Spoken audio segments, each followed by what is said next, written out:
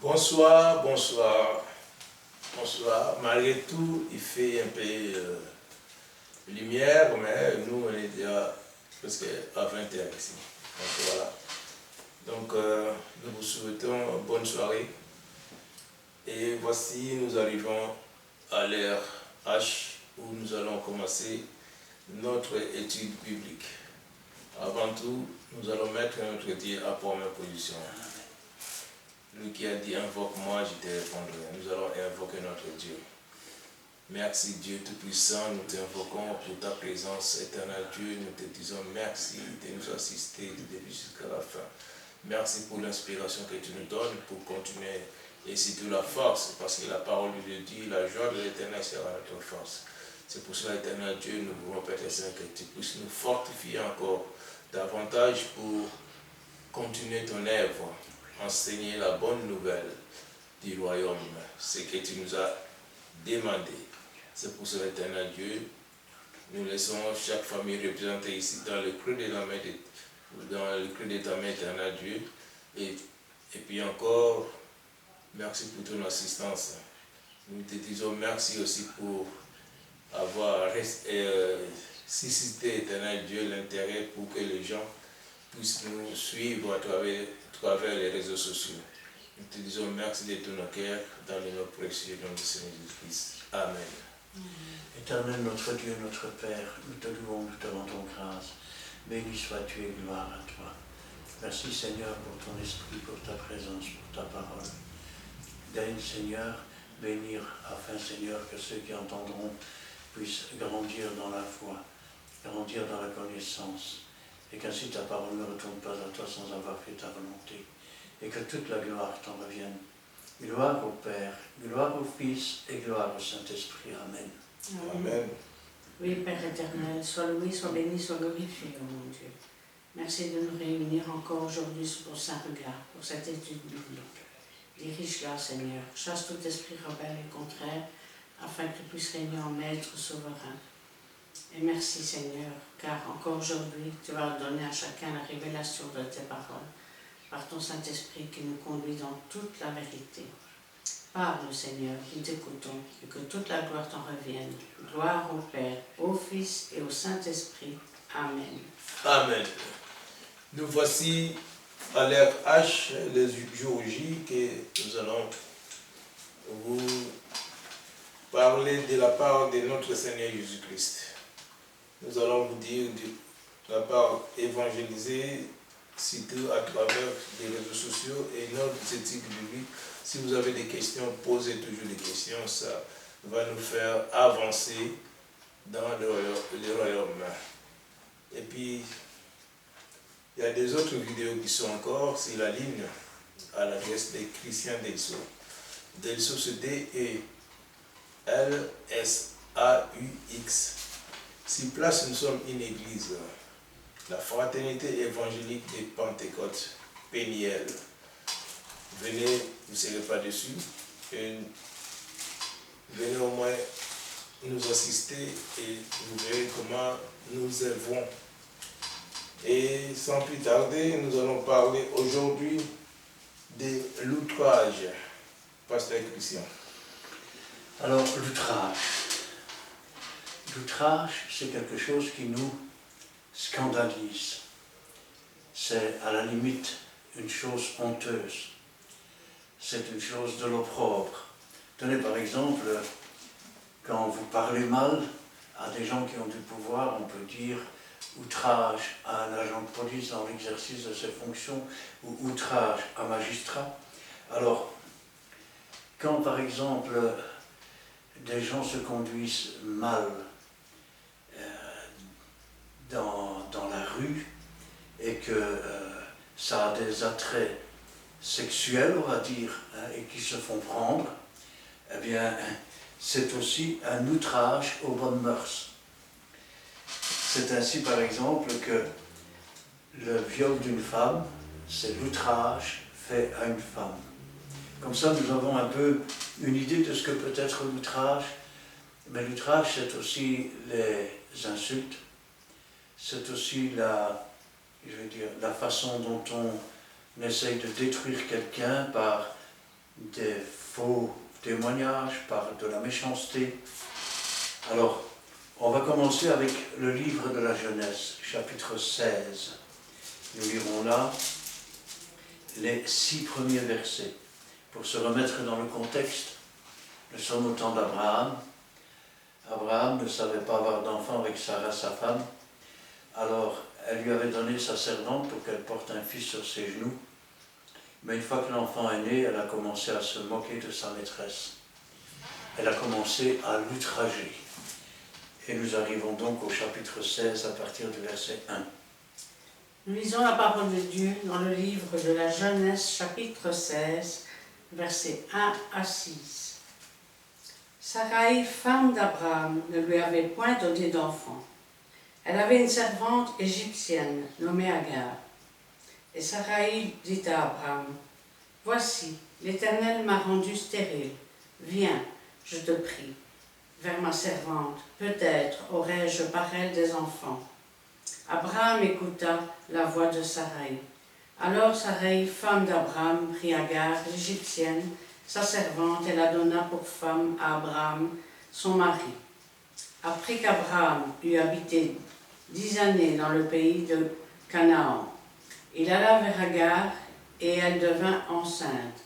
Quand elle se vit enceinte, elle regarda sa maîtresse avec mépris. Et Sarai dit à Abraham, « L'outrage qui m'est fait retombe sur toi. J'ai mis ma servante dans ton sein, et quand elle a vu qu'elle était enceinte, elle m'a regardé avec mépris. Que l'Éternel soit juge entre moi et toi. » Abraham répondit à Sarai, « Voici, ta servante est en ton pouvoir, agis à son égard, comme tu le trouveras bon. » Alors Sarai la maltraita, et Agar s'enfuit loin d'elle. Nous voyons ici l'outrage porté à une femme. Il faut se remettre dans le contexte. À l'époque, une femme qui ne pouvait pas avoir d'enfant et qui était stérile était considérée comme ne pas être bénie de Dieu. Alors que Dieu avait promis à Abraham une postérité aussi nombreuse que les grains de sable. Sarah s'était dit que peut-être la promesse de Dieu s'accomplirait de cette façon. Mais lorsqu'Agar, la servante égyptienne, est devenue enceinte, elle a commencé à mépriser Sarah. Elle a commencé à l'outrager. Un peu dans le genre, tu vois, moi je suis fertile, je ne suis pas comme le désert. On ne connaît pas exactement les mots, mais c'est ce qu'elle faisait. Et quand elle a parlé à son mari lui a dit, c'est ta servante, fais-en ce que tu veux. Alors elle va la traiter mal. Et c'est vrai qu'elle va s'enfuir dans le désert. C'est cette fameuse histoire où elle va s'écarter de l'enfant parce que l'enfant est prêt à mourir, mais que l'ange va lui dire « Ne crains point, car Dieu a entendu les cris de l'enfant. » Mais revenons à notre outrage. Quand il y avait une guerre, il faut savoir que le vaincu était outragé. Je m'explique. Par exemple, on enchaînait le perdant et on le faisait traverser sous les huées, je vais dire, toute la ville vainqueur. Quand c'était en Égypte, on leur mettait des anneaux dans le nez, comme on met aux vaches pour qu'elles suivent, et parfois on les humiliait, parfois on les torturait. Alors, il est évident que quand Saül, qui avait été rejeté comme roi d'Israël par Dieu, a vu que sa défaite était là, quand il a vu que les ennemis allaient l'attraper, il a fait un peu comme Judas. Il s'est littéralement suicidé pour échapper à l'outrage. Et là, nous sommes dans 1 Samuel, chapitre 31, versets 1 à 6. Nous lisons la parole de Dieu dans le livre de 1 Samuel, chapitre 31, le verset 1 à 6. Les Philistins livrèrent bataille à Israël, et les hommes d'Israël prirent la fuite devant les Philistins et tombèrent morts sur la montagne de Gilboa. Les Philistins poursuivirent Saoul et ses fils et tuèrent Jonathan, Abinadab et Malchishua, fils de Saül. L'effort du combat porta sur Saül. Les archers atteignirent et le blessèrent grièvement. Saül dit alors, celui qui portait ses armes, tire ton épée et m'a transpercé, de peur que les incirconcis ne viennent me percer et me faire subir leur outrage. Celui qui portait ses armes ne voulut pas, car il était saisi de crainte, et Saül prit son épée et se jeta dessus. Celui qui portait les armes de Saül, le voyant mort, et jeta aussi son épée et mourut avec lui.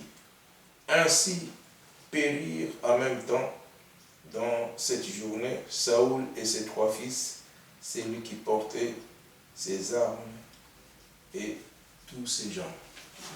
Il faut se rappeler que, par exemple, quand David, qui n'était alors qu'un petit berger, quand Saül était roi, et que David avait battu Goliath, il lui avait coupé la tête. Il avait emporté la tête de Goliath et l'avait plantée en face de la muraille des Jébusiens, sur le mont Golgotha. Saül avait peur que l'on l'outrage. Il préférait mourir pour ne rien voir et ne rien savoir. Ainsi, maintenant on peut parler de l'outrage qui est fait à Dieu. Nous sommes dans Néhémie, chapitre 9, le verset 21 à 27. Nous lisons la parole de Dieu dans le livre de Néhémie, chapitre 9, versets 21 à 27. Pendant 40 ans, tu pourvus à leur entretien dans le désert, et ils ne manquèrent de rien. Leurs vêtements ne s'usèrent point, et leurs pieds ne s'enflèrent point. Tu leur livras des royaumes et des peuples, dont tu partageas entre eux les contrées, et ils possédèrent le pays de Sion, roi de Hesbon, et le pays d'Or, roi de Basan. Tu multiplias leurs fils comme les étoiles des cieux, et tu les fis entrer dans le pays dont tu avais dit à leur père qu'ils prendraient possession. Et leurs fils entrèrent et prirent possession du pays. Tu humilias devant eux les habitants du pays, les Cananéens, et tu les livras entre leurs mains, avec leurs rois et les peuples du pays, pour qu'ils les traitassent à leur gré. Ils devinrent maîtres de villes fortifiées et de terres fertiles. Ils possédèrent des maisons remplies de toutes sortes de biens, des citernes creusées, des vignes, des oliviers et des arbres fruitiers en abondance. Ils mangèrent, ils se rassasièrent, ils s'engraissèrent et ils vécurent dans les délices par ta grande bonté. Néanmoins, ils se soulevèrent et se révoltèrent contre toi. Ils jetèrent ta loi derrière leur dos. Ils tuèrent les prophètes qui les conjuraient de revenir à toi, et ils se livrèrent envers toi à de grands outrages. Alors tu les abandonnas entre les mains de leurs ennemis, qui les opprimèrent. Mais au temps de leur détresse, ils crièrent à toi, et toi tu les entendis du haut du ciel. Et dans ta grande miséricorde, tu leur donnas des libérateurs qui les sauvèrent de la main de leurs ennemis. Amen. Rappelons-nous comment Dieu avait promis à Abraham de donner à ses descendants cette terre, tout en leur rappelant qu'ils devraient être esclaves 400 ans et que c'est Dieu lui-même qui punirait la nation à laquelle ils étaient esclaves. La prophétie s'est réalisée et Dieu les a fait sortir du désert. Ils ont outragé Dieu alors qu'ils ne pouvaient avoir d'autres dieux, ils se sont fait un veau d'or. Ils ont commencé à adorer ce veau d'or. Après cela, quand Dieu les a menés aux portes du pays promis, ils ont fait la même chose. Ce pays est un pays avec des géants, on ne veut pas rentrer. Finalement, on aimait bien les melons, les concombres dans le pays d'Égypte, oubliant l'esclavage. Dieu va alors les faire errer 40 ans dans le désert. Et pourtant, pendant ces 40 ans, ils n'ont pas eu soif, ils n'ont pas eu faim.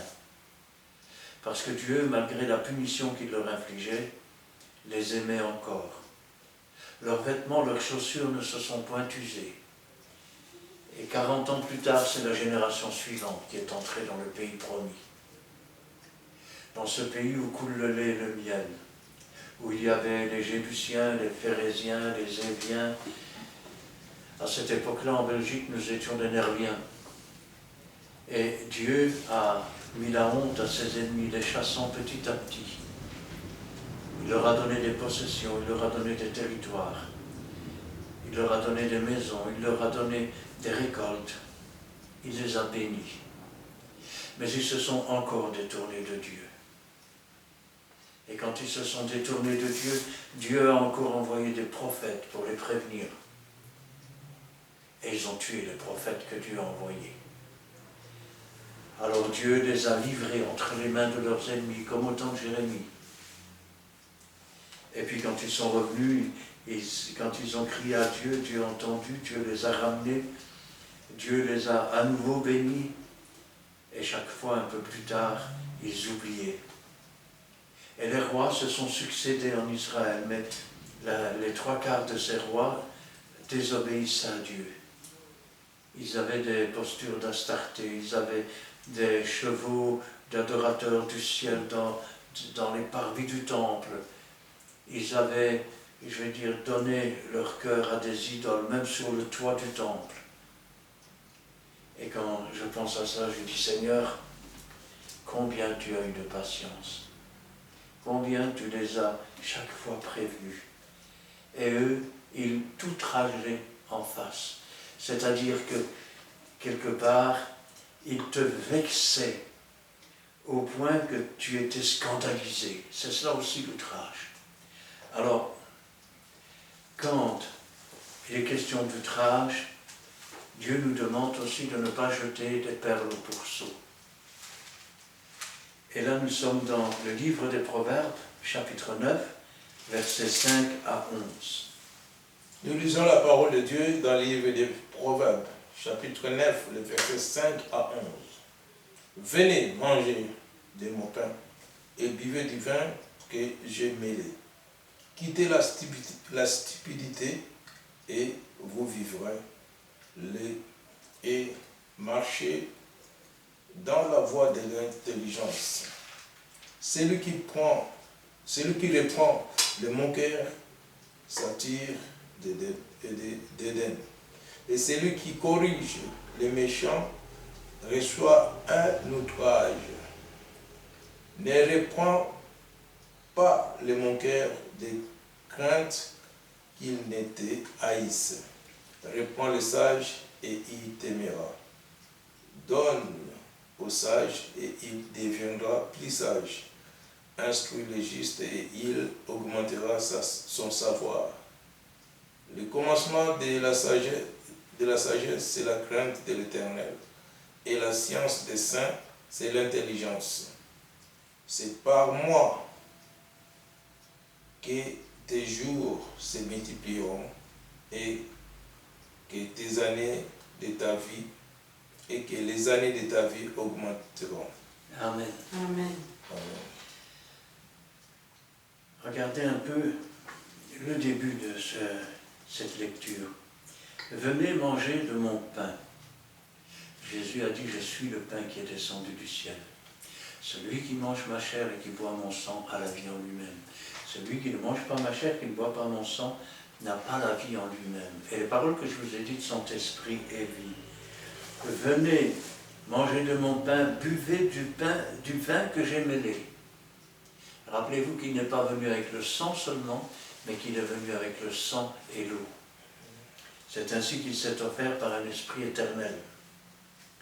Quittez la stupidité et vous vivrez, et marchez dans la voie de l'intelligence.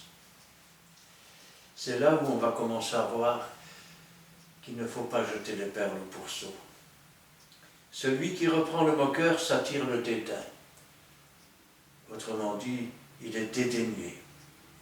Celui qui corrige le méchant reçoit un outrage. C'est-à-dire que le méchant, dans sa méchanceté, provoque une scandalisation. Et celui qui corrige le méchant reçoit un outrage. Si tu reprends un chien, il te mord. Et voilà ensemble ce que ça veut dire. Ne reprends pas le moqueur de crainte qu'il ne te haïsse. Reprends le sage et il t'aimera. Donne au sage et il deviendra plus sage. Instruis le juste et il augmentera son savoir. Autrement dit, ne perds pas ton temps avec ces moqueurs, parce que le vin est moqueur. Ne perds pas ton temps avec les méchants. Tourne-toi plutôt vers ceux qui ont un petit peu d'intelligence, un petit peu de sagesse. Partage ta sagesse avec eux et ils deviendront plus sages, ils deviendront plus intelligents. Il deviendra plus sage. Instruis le juste et il augmentera son savoir. Le commencement de la sagesse, c'est la crainte de l'Éternel. Et la science des saints, c'est l'intelligence. La crainte de Dieu, c'est le commencement de la sagesse. Et la science des saints, celle qui est donnée par le Saint-Esprit, c'est l'intelligence. Car par nous-mêmes, nous ne pouvons rien faire. Mais tout a été fait par la parole de Dieu, empreinte de l'Esprit. C'est par moi que tes jours se multiplieront et que les années de ta vie augmenteront.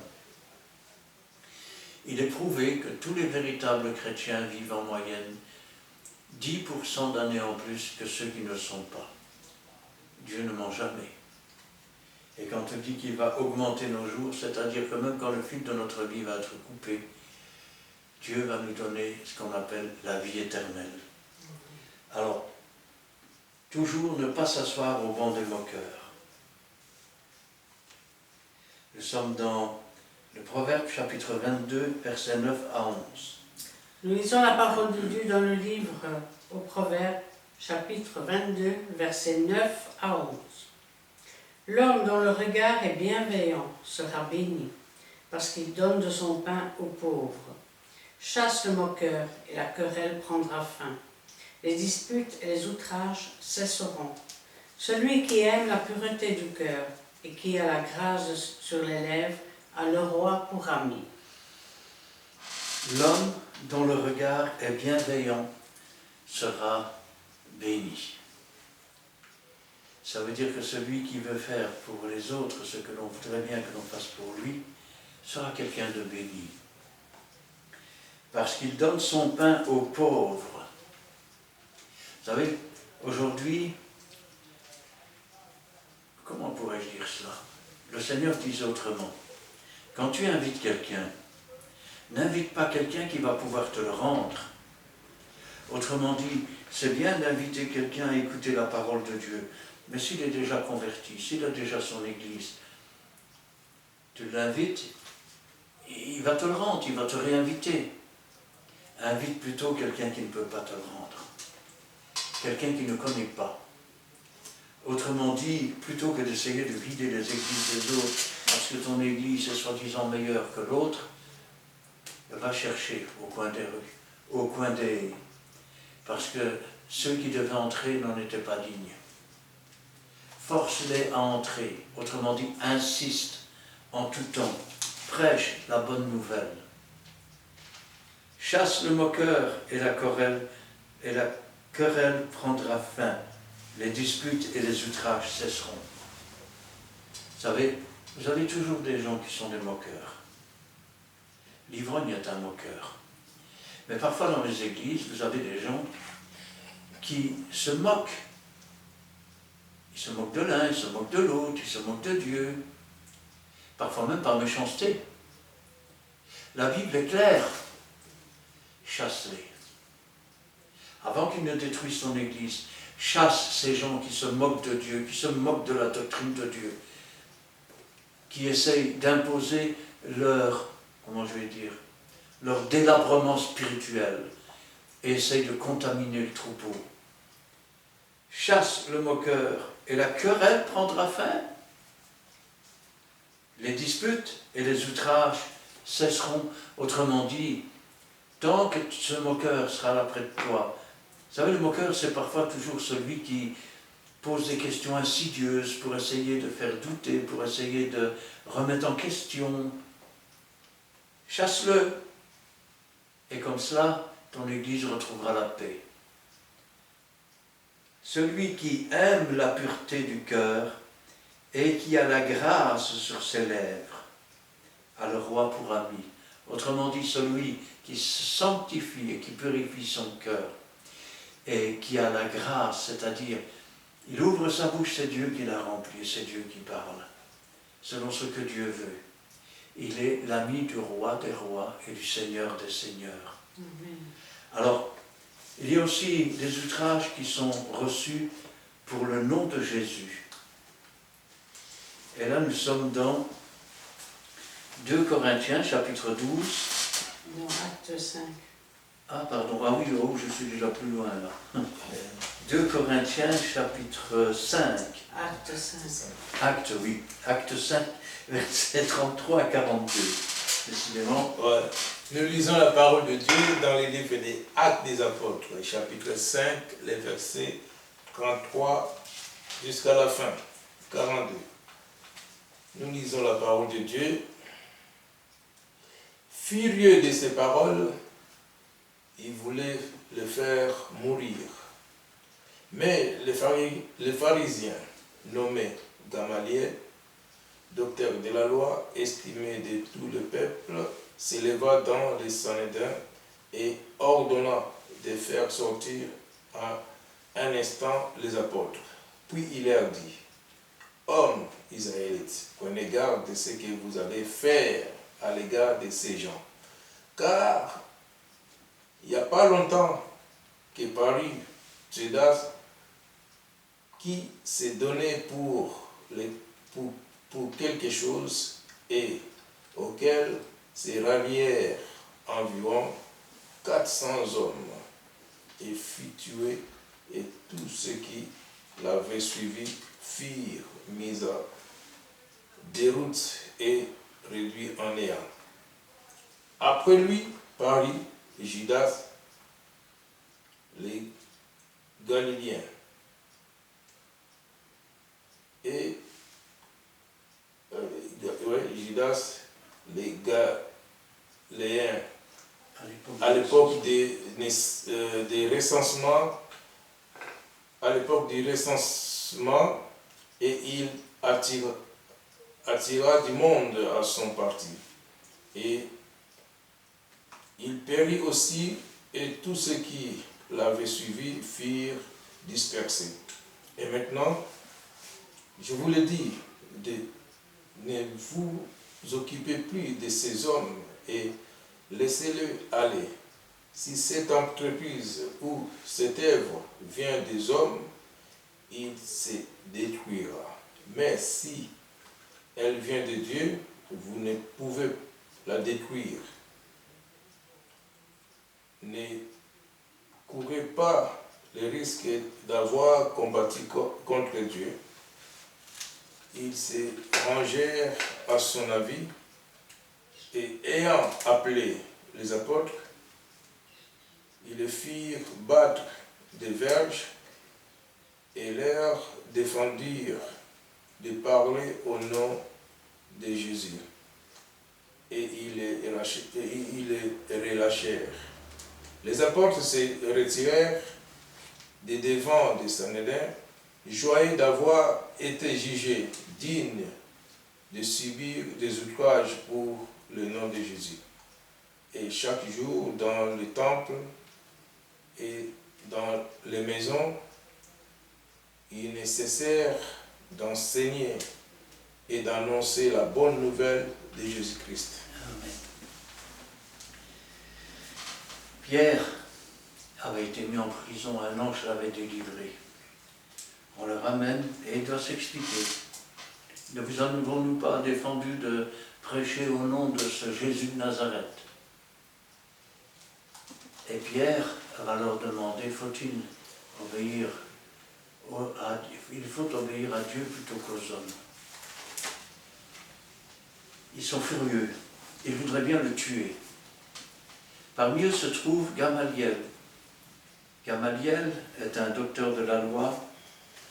C'est lui qui a enseigné Saul de Tarse, celui qui deviendra plus tard l'apôtre Paul.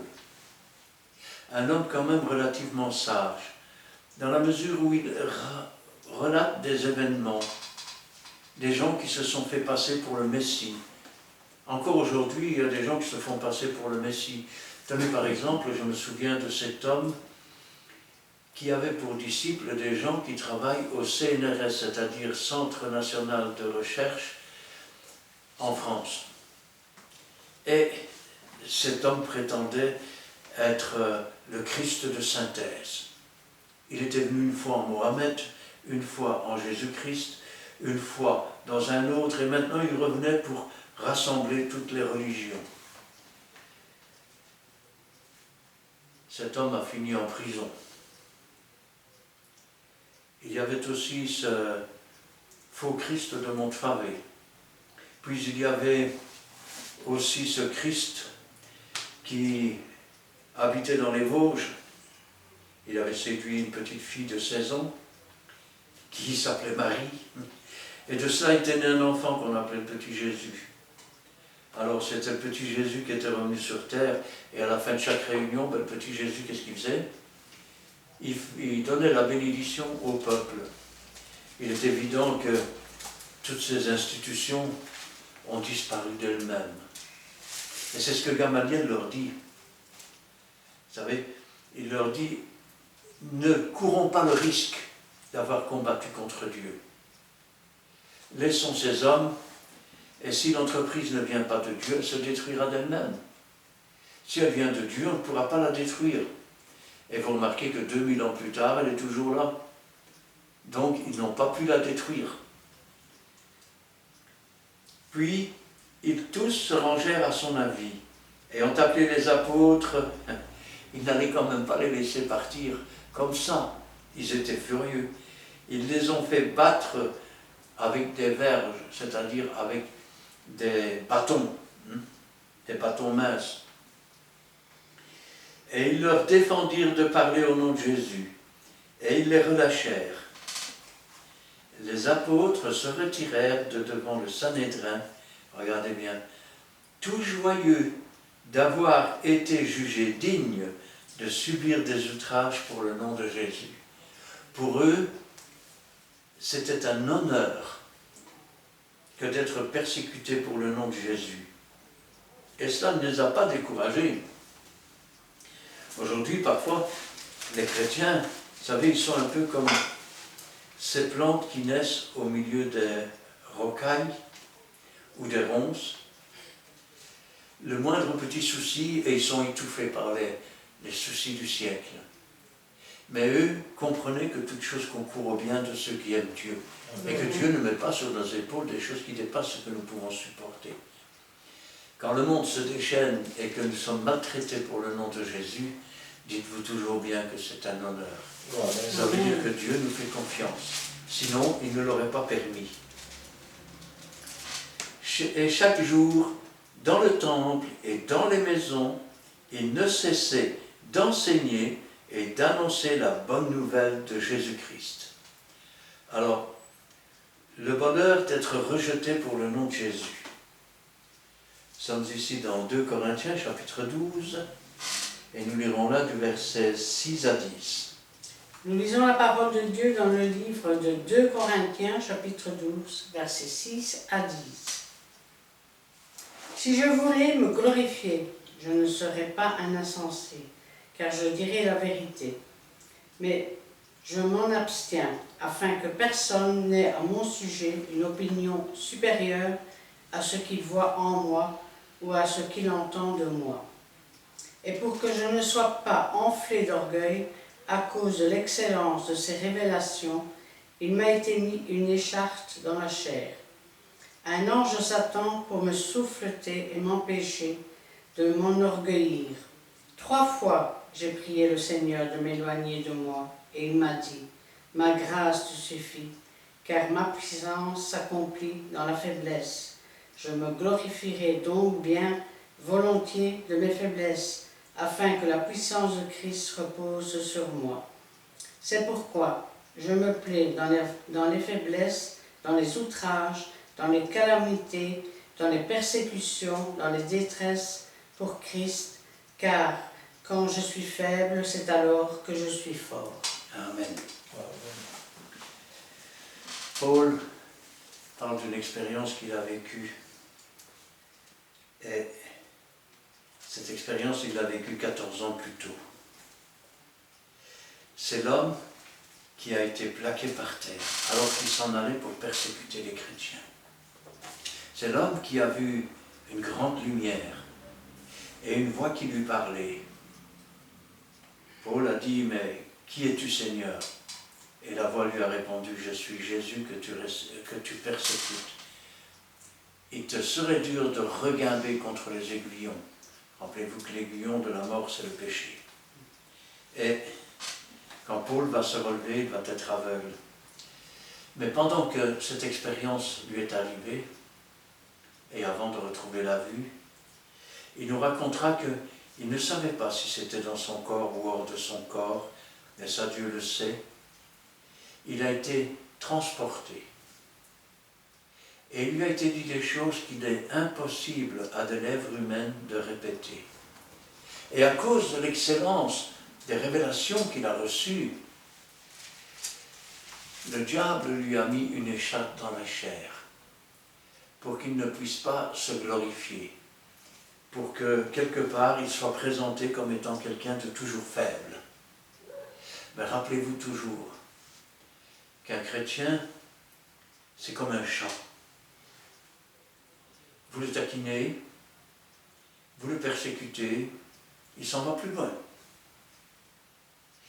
Vous le coincez dans un coin et le chat alors sort ses griffes et ses dents. Vous acculez le chrétien jusque dans ses retranchements et sa voix s'élève vers Dieu. Et la puissance de Dieu alors se manifeste. C'est alors que dans la faiblesse, il est fort. C'est alors qu'il se complaît dans cette faiblesse, parce que c'est là que la puissance de Dieu s'accomplit.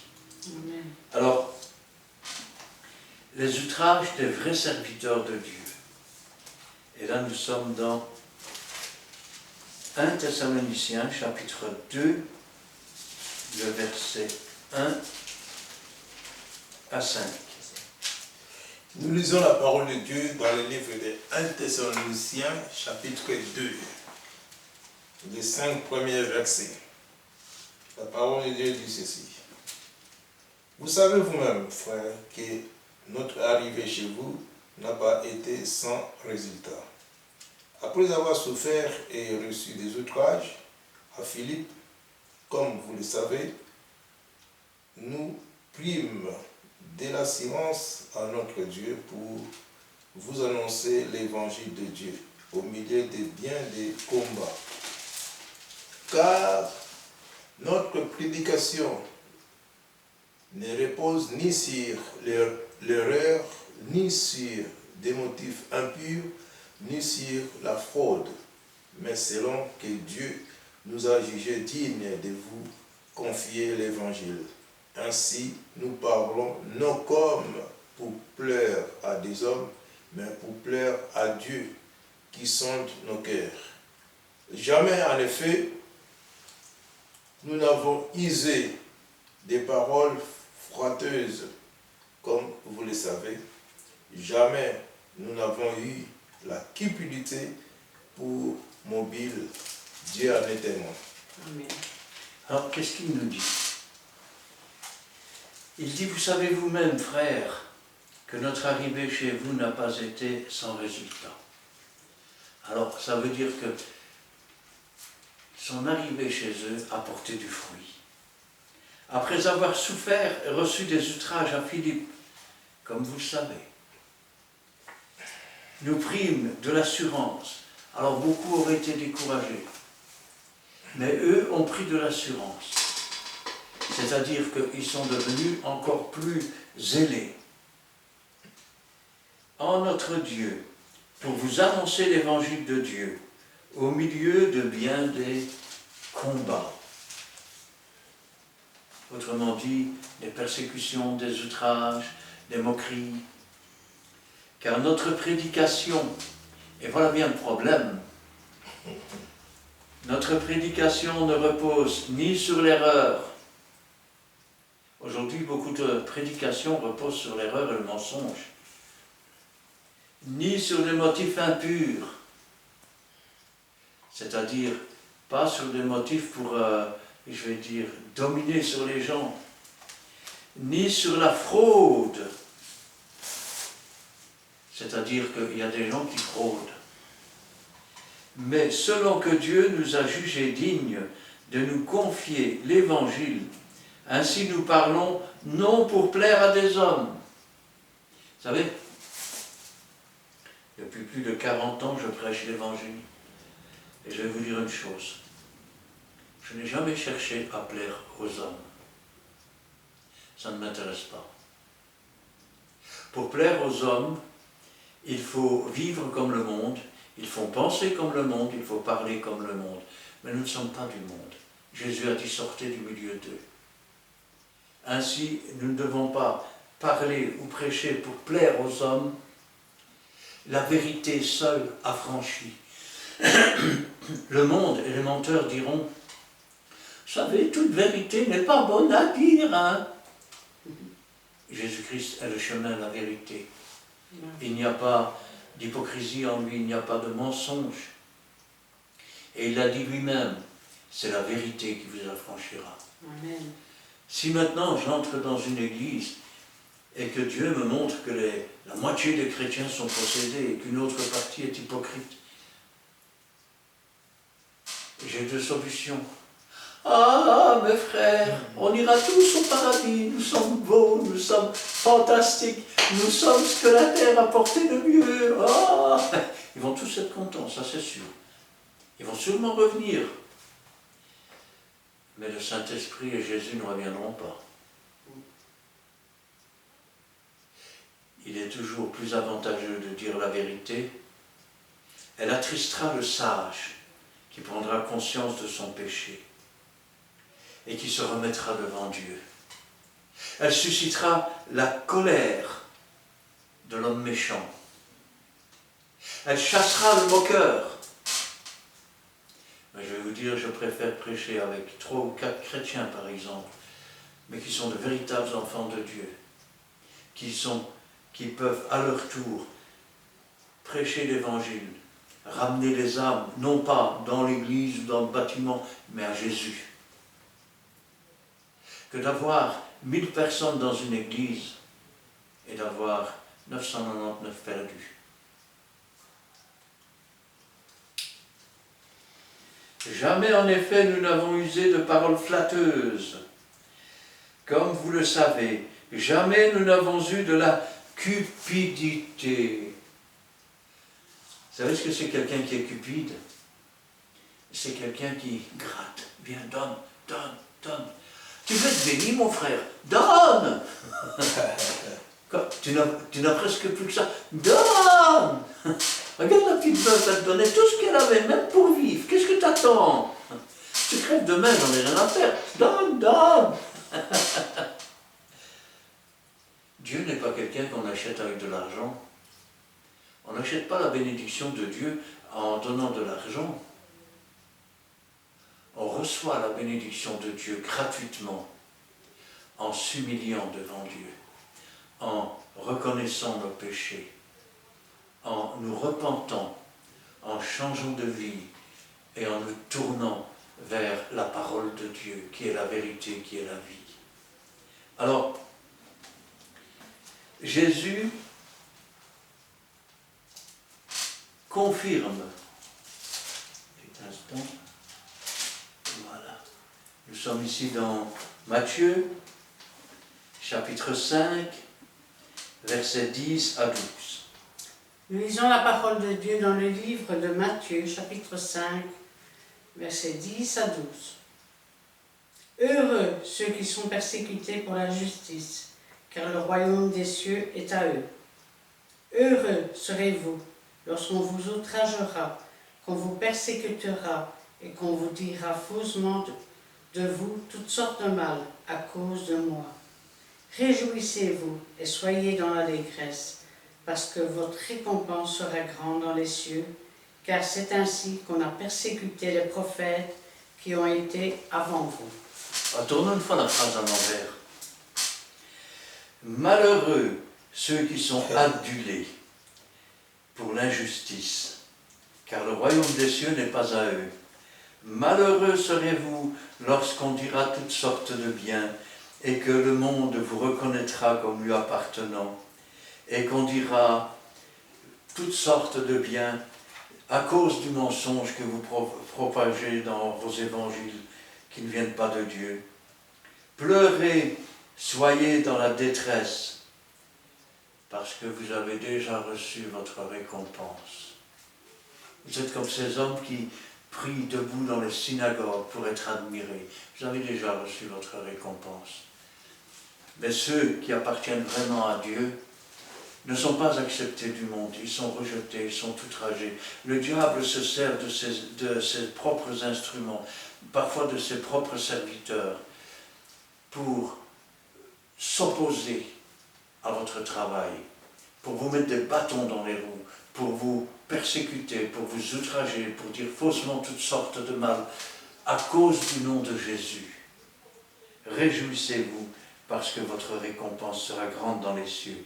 C'est ainsi qu'on a persécuté les prophètes qui ont été avant vous. Ainsi Dieu nous rappelle qu'être persécuté parce qu'on prêche l'évangile, ça prouve que le diable est touché, que vous avez visé juste. Quand le diable sait qu'il en a pour peu de temps, il se déchaîne. Et quand il se déchaîne, c'est qu'il est sur le point de perdre. Alors ne faiblissez pas quand les outrages, quand les persécutions, quand les bâtons dans les roues arrivent. Insistez fermement. Résistez-lui fermement. Il s'enfuira loin de vous. Alors, l'outrage contre le Saint-Esprit.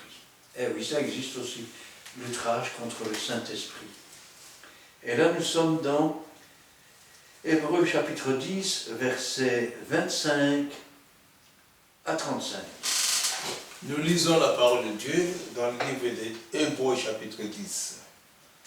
Nous lisons à partir du verset 25 jusqu'à 35. N'abandonnons pas notre assemblée comme c'est la coutume de quelques-uns, mais exhortons-nous réciproquement, et cela d'autant plus que vous voyez s'approcher les jours. Car si nous prêchions volontairement après avoir reçu la connaissance de la vérité, il ne reste plus de sacrifices pour les péchés, mais une attente terrible du jugement et l'ardeur d'un feu qui dévorera les rebelles.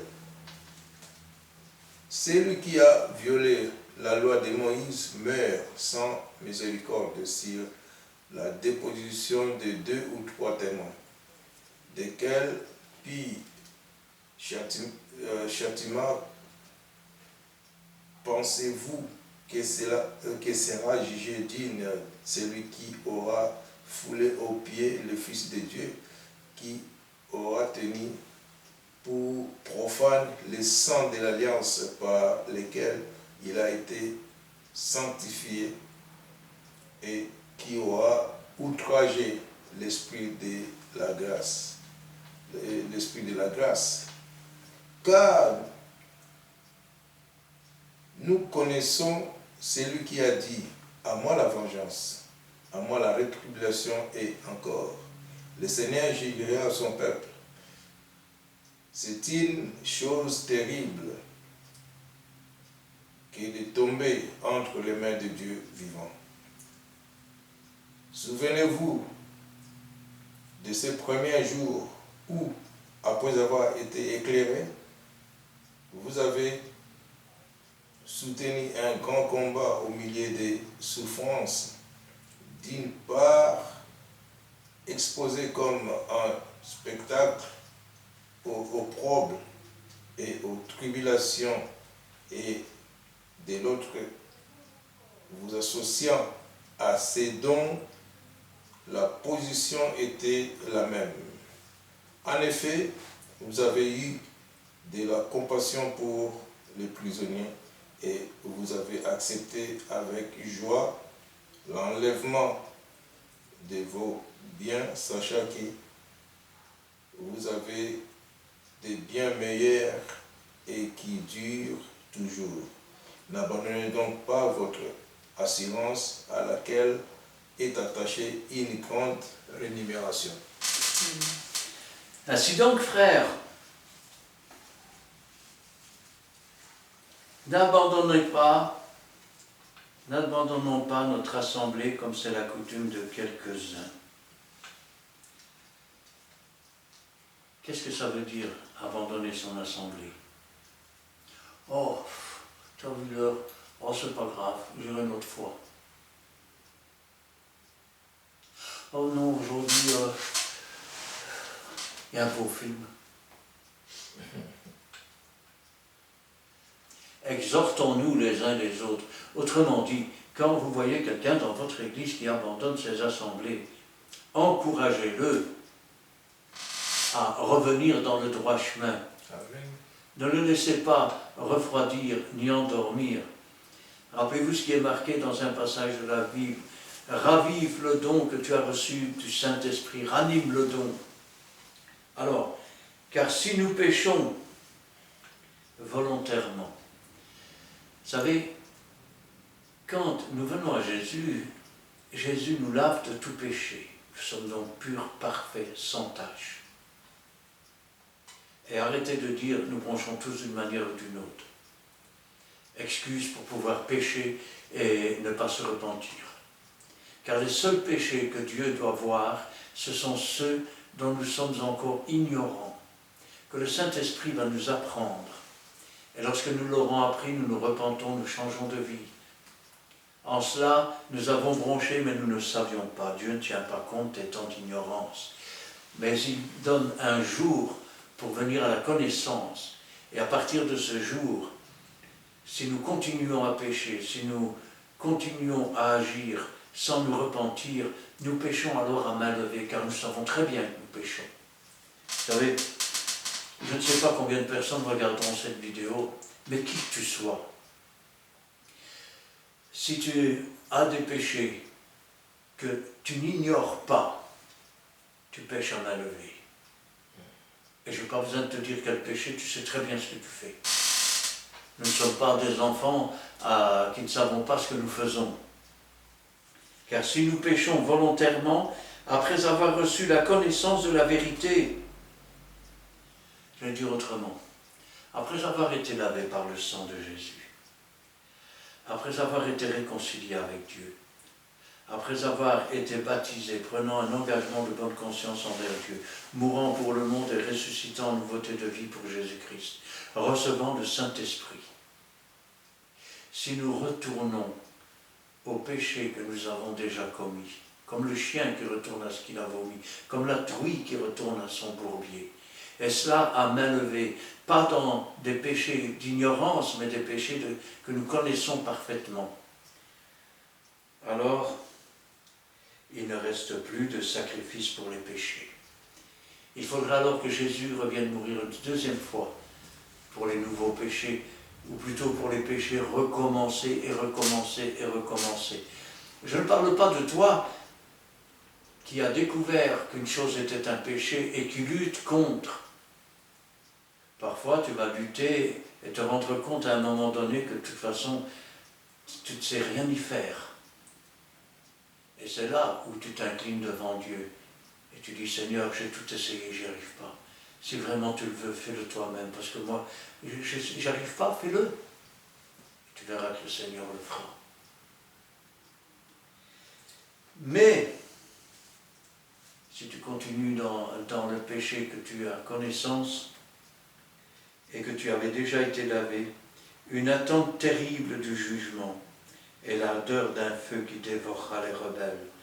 Rappelez-vous toujours que chaque jour qui passe est un jour qui nous rapproche de la mort. Nous ne connaissons ni l'heure, ni le jour. Je me souviens un jour, j'avais été envoyé par les pasteurs à l'hôpital de Jolimont. Et là, il y avait un homme qui avait un cancer. Il avait une prise dans le dos, on venait mettre les médicaments par là. Et le pasteur m'avait dit, écoute, tu veux essayer d'aller? On a déjà été, il dit, mais il n'y a rien à faire, il pleure tout le temps. Et je suis arrivé, je priais dans l'ascenseur, je dis, Seigneur, donne-moi les paroles qu'il faut, interviens. Alors je rentre, je dis, bonjour monsieur. Il me dit, bonjour monsieur, vous êtes qui? Je dis, ben, le pasteur m'a parlé de vous, il m'a demandé de venir vous rendre visite. Alors il se met à pleurer. Je vais mourir, monsieur, je vais mourir. Et d'un seul coup, le Saint-Esprit a ouvert ma bouche. Moi aussi, je vais mourir.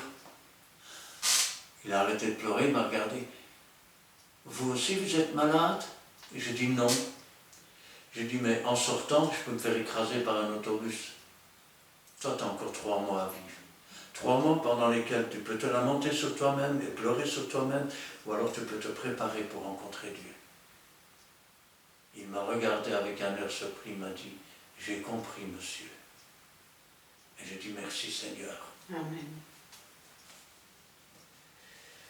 Si maintenant, vous agissez de cette façon, le fil de votre vie, quand il va être coupé, vous allez descendre dans le Sheol, dans le séjour des morts. Certains appellent ça l'enfer. C'est là qu'une flamme cruelle tourmente. Mais c'est en attendant que le millénium soit fini, où vous ressusciterez à la seconde résurrection. Et comme vous ne serez pas trouvé dans le livre de vie, vous serez jeté dans les temps ardents de feu qui ne s'éteint jamais. Celui qui a violé la loi de Moïse meurt sans miséricorde. Vous savez ce que ça veut dire? Sans pardon offert aux coupables. Et cela se faisait sur la déposition de 2 ou 3 témoins. Tu ne condamneras pas quelqu'un sur la déposition d'un seul témoin, mais sur la déposition de 2 ou de 3 témoins. Si donc ça se faisait comme ça sur la loi de Moïse, de quel châtiment pensez-vous que sera jugé celui qui aura foulé aux pieds le Fils de Dieu, qui aura tenu pour profane, c'est-à-dire pour inutile, le sang de l'alliance par lequel il a été sanctifié, qui aura outragé, insulté en quelque sorte, qui aura combattu contre le Saint-Esprit, qui aura quelque part insulté Dieu par sa conduite, par ses paroles, par ses effets, outragé l'Esprit de grâce, car nous connaissons celui qui a dit « À moi la vengeance, à moi la rétribution ». Vous savez, parfois, vous avez des gens qui sont religieux, et quand d'autres parlent mal de Dieu, directement ils se mettent en colère. Vous savez, Dieu n'a pas besoin de notre colère pour se défendre. La vengeance et la rétribution lui appartiennent. À moi la vengeance, à moi la récompense, si on peut parler comme ça. Et encore, le Seigneur jugera son peuple. Savez-vous que le jugement va commencer par le peuple de Dieu? Et ce ne sera pas après votre mort, car il n'y a aucune condamnation pour ceux qui sont en Jésus-Christ. C'est maintenant. Si vous outragez l'Esprit de Dieu, si vous tenez pour profane le sang de Jésus, il n'y aura plus de pardon pour vous, ni dans ce siècle, ni dans les siècles à venir. C'est une chose terrible que de tomber entre les mains du Dieu vivant. Souvenez-vous de ces premiers jours. Ouvrez un livre d'histoire. Ouvrez le livre dans lequel vous vous souvenez toutes les persécutions par lesquelles vous êtes passés. Comment la droite puissante de Dieu est intervenue, alors que vous n'y croyez plus et que vous avez vu des choses incroyables. Souvenez-vous de ces premiers jours, où après avoir été éclairés, vous avez soutenu un grand combat au milieu des souffrances, d'une part exposé comme en spectacle aux opprobres. Là, ça commence par la famille. Hein. Tu vas connaître secte. Tu vas voir le petit Jésus. T'as perdu la tête. T'es devenu fou maintenant. Aux tribulations. Et de l'autre, vous associant à ceux dont la position était la même. Heureux celui qui aura quitté son père, sa mère, sa maison, sa famille, pour le royaume de Dieu, car il retrouvera des maisons, d'une famille, avec des persécutions. Avec des persécutions. On oublie souvent ce mot-là, avec les persécutions, avec les outrages faits par ceux qui s'opposent à Dieu. En effet, vous avez eu de la compassion pour les prisonniers. Je veux dire autrement, vous avez pris part à la douleur de ceux qui étaient séparés de Dieu. Et parce que vous aviez de l'amour pour les âmes, vous avez pu leur parler. Et vous avez accepté avec joie l'enlèvement de vos biens.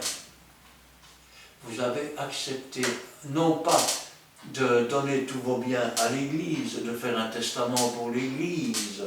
On ne parle pas de cupidité ici. Vous avez accepté de renoncer à vous-même. Vous avez accepté de vous mettre sur l'autel et de vous offrir en sacrifice pour Dieu.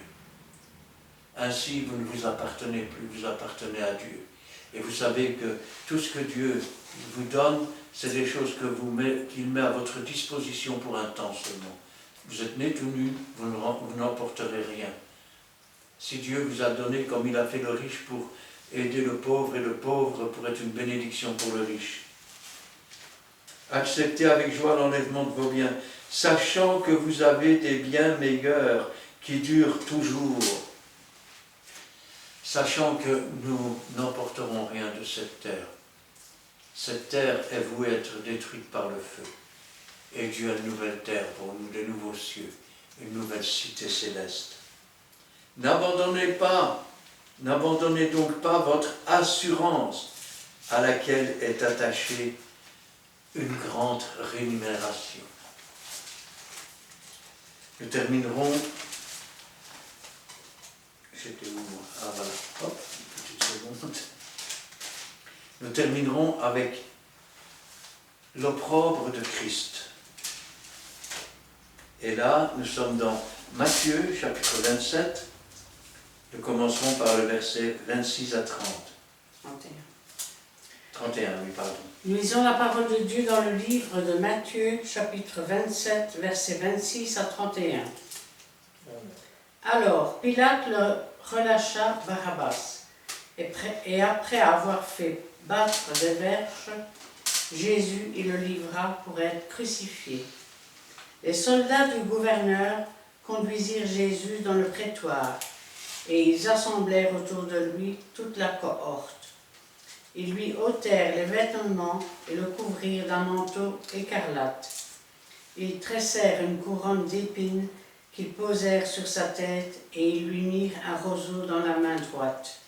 Puis, s'agenouillant devant lui, ils le raillaient en disant « Salut, roi des Juifs !» Et ils crachaient contre lui, prenaient le roseau et frappaient sur sa tête. Après s'être ainsi moqués de lui, ils lui ôtèrent le manteau, lui remirent ses vêtements et l'emmenèrent pour le crucifier. Pilate, comme je l'ai déjà dit dans une prédication, a le choix entre deux possibilités. Son nom dérive du mot pilatus, c'est-à-dire le pilon, et donc frappé avec la lance, ou le pileux, porter le bonnet d'esclave affranchi. Mais il n'usera pas de ce droit et il va prendre le pilon. Ils ont un prisonnier qui est là pour une sédition, c'est-à-dire pour un meurtre. Il s'appelle Barabbas. Ça veut dire fils d'un père. Il est meurtrier, fils d'un père meurtrier. Et de l'autre côté, il y a le fils du Dieu vivant, fils de la vie, de la résurrection. Et on va leur donner le choix. Et là commence l'opprobre. ils vont crier « Relâche-nous le fils d'un père meurtrier ».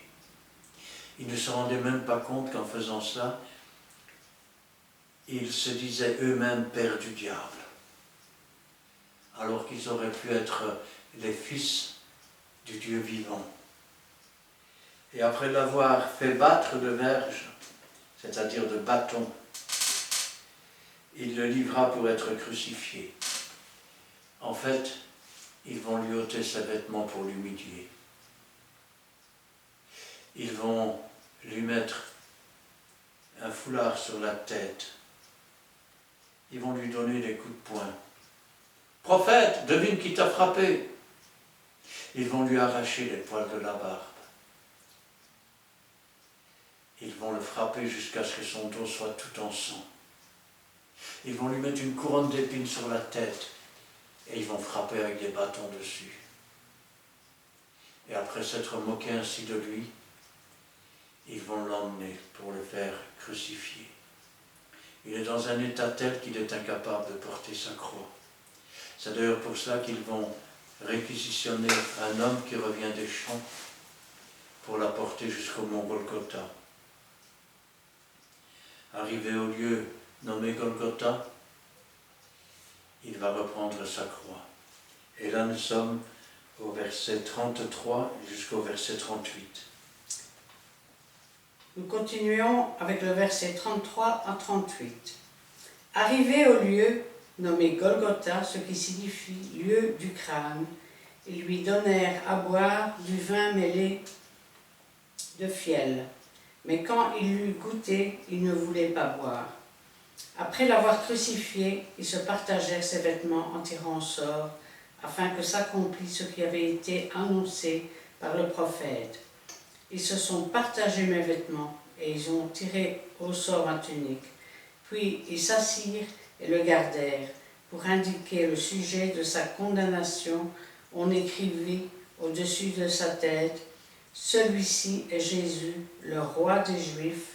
Avec lui furent crucifiés 2 brigands, l'un à droite et l'autre à sa gauche. » Arrivé au lieu nommé Golgotha. Alors beaucoup pensent que ce lieu s'appelle comme cela parce qu'il aurait la forme d'un crâne. Mais la vérité, si c'est le mont du crâne, c'est parce que c'est là que David a planté le bâton avec le crâne de Goliath dessus. Et c'est à cet endroit-là qu'ils vont l'emmener. Ils vont vouloir lui donner du vin mêlé de fiel. En fait, ils mettaient un grain d'encens dans le vin qui avait plus le goût du vinaigre qu'autre chose, mais bon. Et avec cela, les prisonniers perdaient conscience pendant qu'on les crucifiait. Mais Jésus était là pour souffrir pour nos péchés, et il a refusé. Ils lui donnèrent à boire du vin mêlé de fiel, mais quand il eut goûté, il ne voulut pas boire. Après l'avoir crucifié, après lui avoir planté des clous dans les mains, dans les pieds, après avoir redressé la croix, après qu'elle soit tombée dans le trou, déchirant un peu plus ses mains et ses pieds,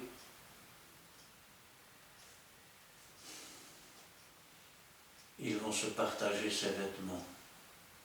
Je voudrais que vous compreniez, il est tout nu sur cette croix. Ils vont se partager ses vêtements. Comme sa tunique est d'une seule pièce, ils vont la tirer au sort. C'est ce qui avait été dit par les prophètes. Ça veut dire qu'il n'est pas encore mort et il les regarde se partager l'héritage. Il est tout nu, il est au milieu des malfaiteurs, des brigands.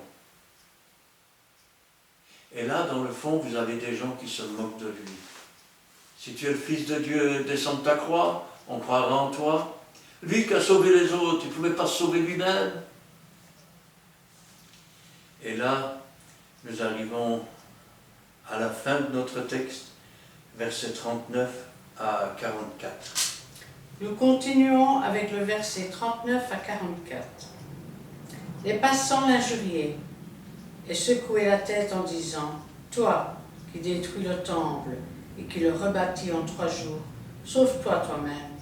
Si tu es le Fils de Dieu, descends de la croix. » Les principaux sacrificateurs, avec les scribes et les anciens, se moquaient aussi de lui et disaient « Il a sauvé les autres et il ne peut se sauver lui-même. S'il est roi d'Israël, qui descend de la croix, et nous croirons en lui, il s'est confié en Dieu, que Dieu le délivre maintenant, s'il aime, car il a dit « Je suis fils de Dieu ». Les brigands crucifiés avec lui l'insultaient de la même manière. Il est dans une opprobre complète, et cela pour chacun d'entre nous. Quand on dit que les gens, petit instant, l'injuriaient et secouaient la tête, c'était une coutume juive. On se mettait comme ça.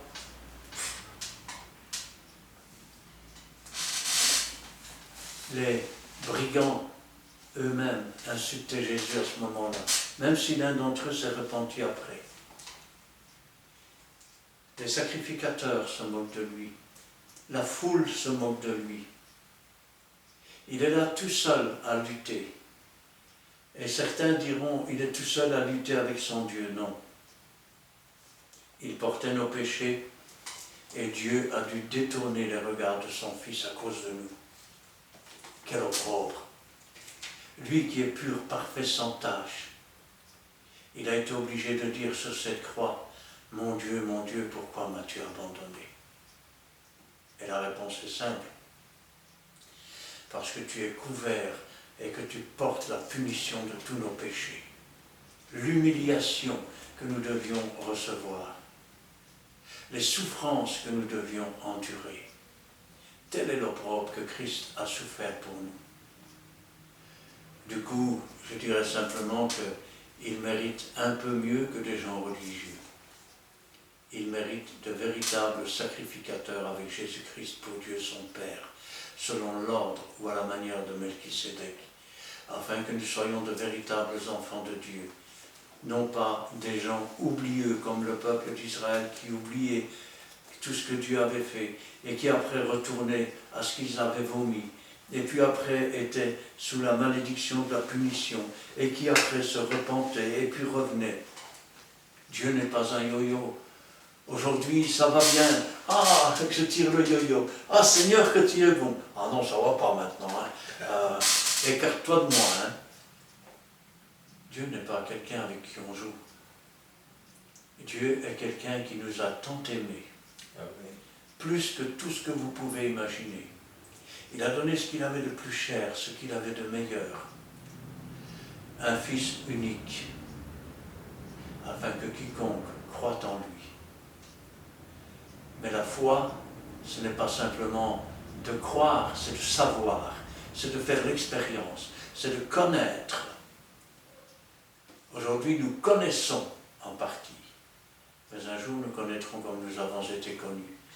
Et ce jour-là, nous comprendrons toute la profondeur, toute la largeur, toute la hauteur de l'amour de Dieu pour chacun d'entre nous.